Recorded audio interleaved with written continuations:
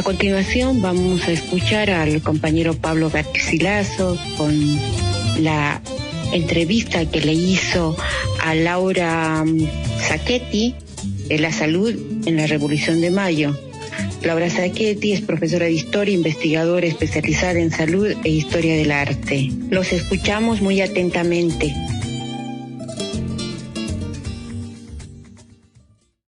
A 221 años de la Revolución de Mayo, de aquel 25 de mayo, vamos a meternos en la historia sanitaria de aquellos momentos. Y la historia lo que tiene es que nos permite ver, qué pasó, pero también dónde estamos y a dónde queremos ir. Bienvenida Laura Sacchetti a Les Alliés de Carrillo. Bueno, un gusto estar compartiendo con ustedes, así que dispuesta para una conversación. Para quienes nos están escuchando, Laura Sacchetti es profesora de historia, investigadora y está especializada en historia del arte y la salud. Laura, ¿qué nos podés contar de esa salud, de esa época colonial, de ese momento de la revolución?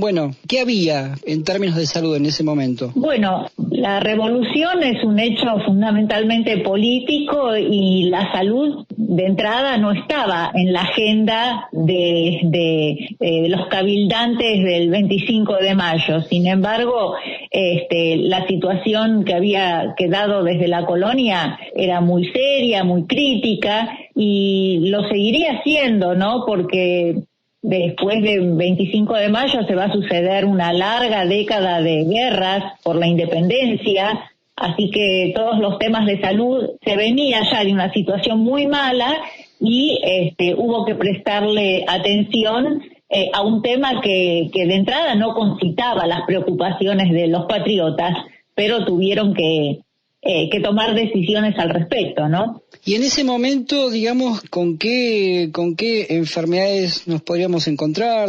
¿Qué situación le tocaba vivir a la población de ese momento, no? Y para empezar, que la ciudad de Buenos Aires tenía apenas 2 hospitales, uno de tipo militar y otro para mujeres, donde había apenas una decena de camas. En general se atendía a la gente que podía, la del patriciado, de forma privada, porque los hospitales eran lugares, más bien siguiendo la vieja tradición medieval, lugares eran hospicios. Los médicos no eran los personajes centrales, sino que estaban a cargo de las órdenes religiosas. Y por lo tanto prestaban auxilio al que lo necesitara, pero de ninguna manera era un lugar para recuperar la salud.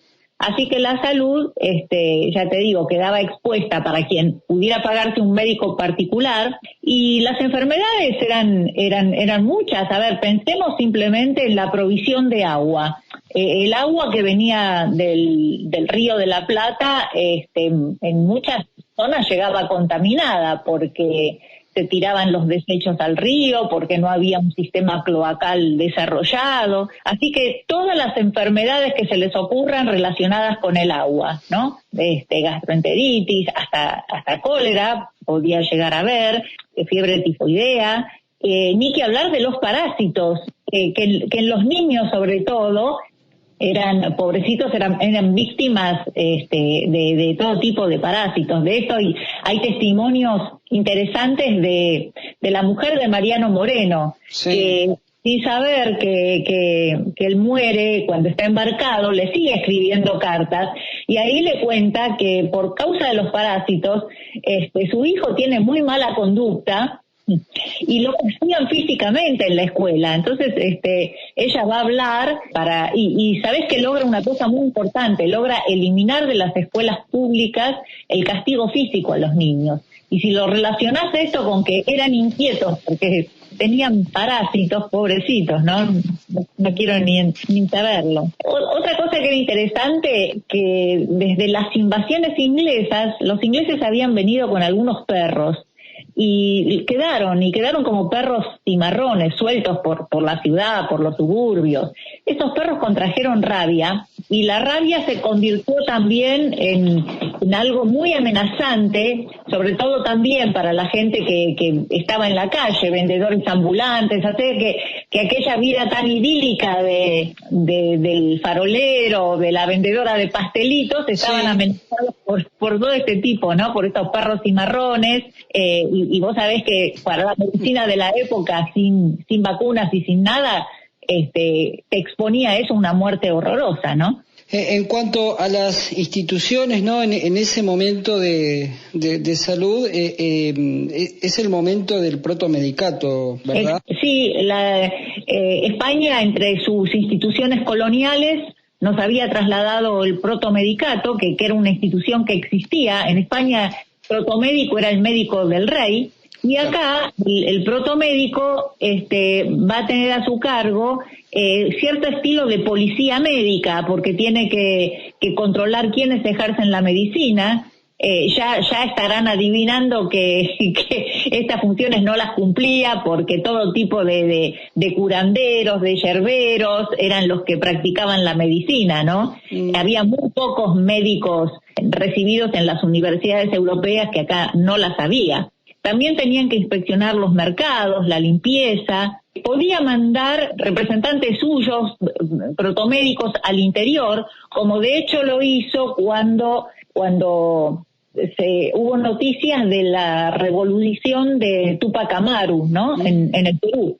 Entonces se mandaron médicos a la frontera norte. Recordemos que el Alto Perú era parte del virreinato nuestro, como para evitar males mayores si esta rebelión de Túpac Amaru se convertía en un enfrentamiento militar de envergadura. Interesante que el primer protomédico entre nosotros se llamaba O'Gorman, irlandés de nacimiento, y había estudiado en Inglaterra, interesándose por esta creación, este descubrimiento de Jenner de la vacuna. Sí. Así que en Buenos Aires se va a practicar primero la variolización, ¿no? Que es esto de pasar las costras de brazo a brazo, y desde 1805 vacunación, que se le quiso dar el carácter de obligatorio, haciéndola gratuita para los pobres, y en realidad hasta muchos años después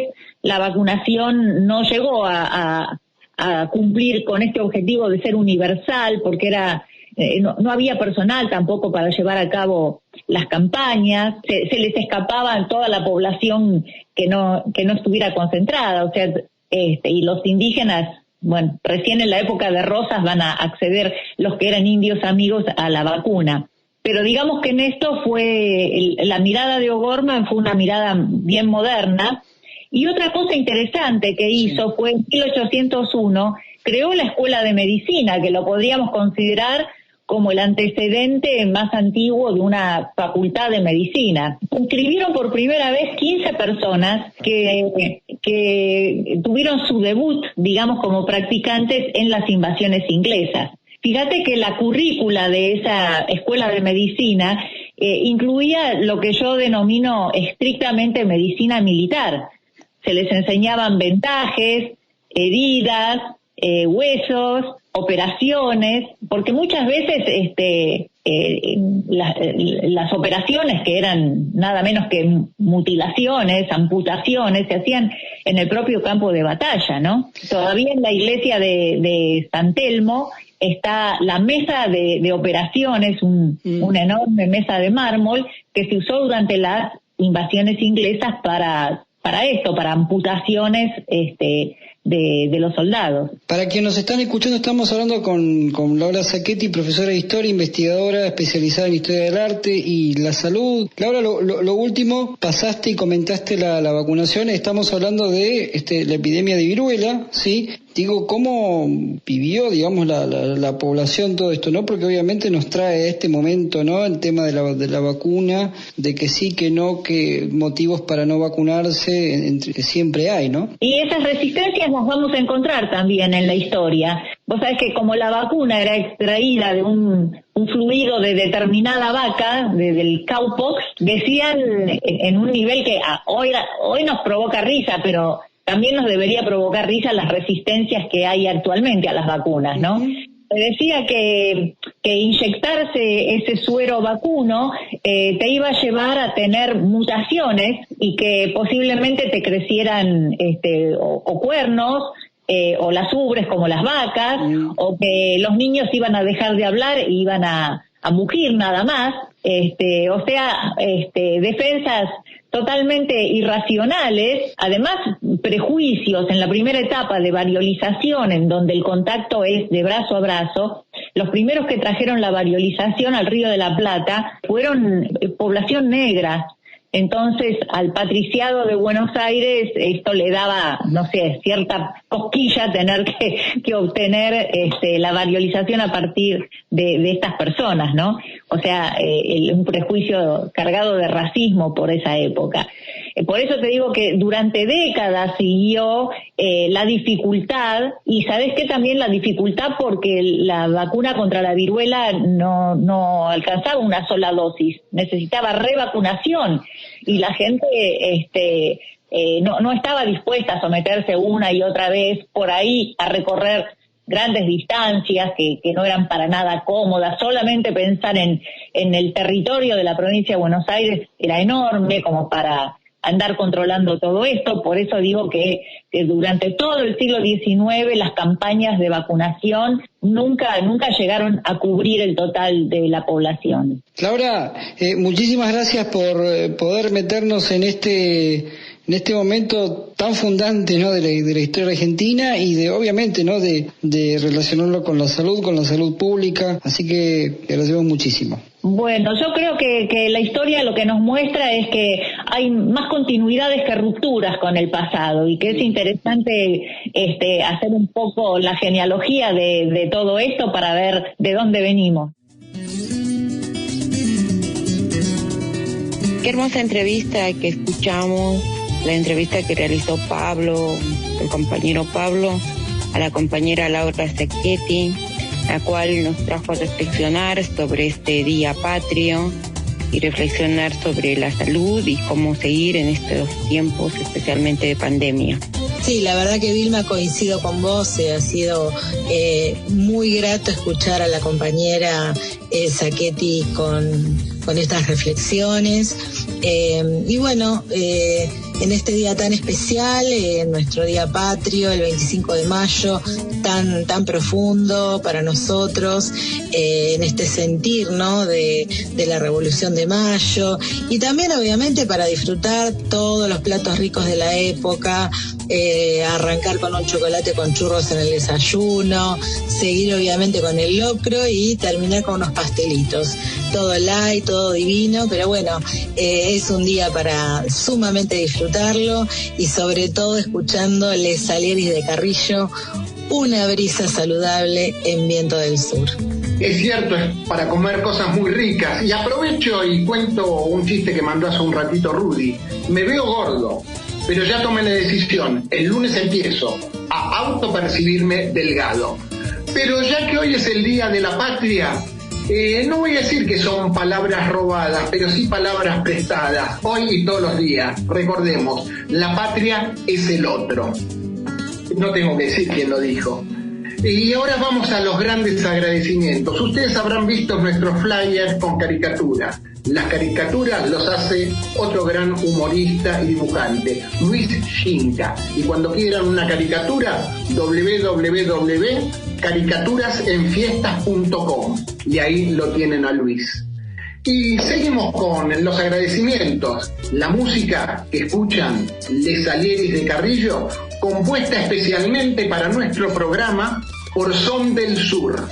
La música y letra es de ellos, les agradecemos mucho. Cuando quieran, música latina, rumba, son, guajira y guaguancó. Y tienen 2 CD que pueden escuchar en YouTube. Son canciones, se llama uno de ellos, y el otro es Desde el Sur.